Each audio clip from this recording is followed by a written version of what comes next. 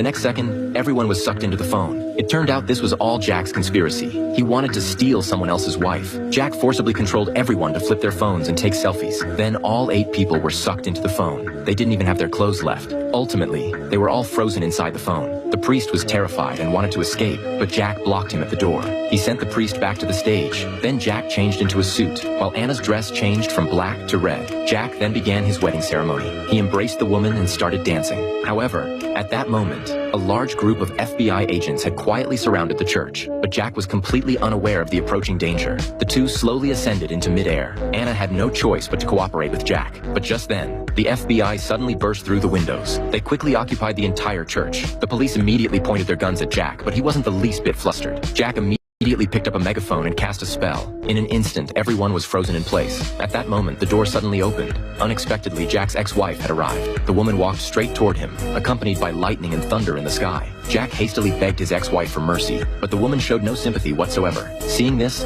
a little girl nearby immediately picked up a book from the ground. Following the instructions in the book, she drew a square frame on the ground and knocked 3 times. Unexpectedly, this summoned a giant worm. The worm immediately launched an attack on Jack, but it caused him no harm at all. Jack picked up a red cloth as if bullfighting, but when he removed the cloth, the two stood there at a loss. Eventually, the worm took them both back underground. At this point, several people wanted to escape, but Jack produced a marriage certificate. However, the girl indicated that he had violated the terms, so the marriage was completely invalid. Then the certificate in Jack's hand instantly burst into flames. It turned out that Anna and Jack were more than 500 years apart in age. It was impossible for them to be together. Jack's body then began to rapidly expand and ultimately exploded into countless fragments. With Jack's disappearance, everyone's curses were lifted. The crisis was finally resolved.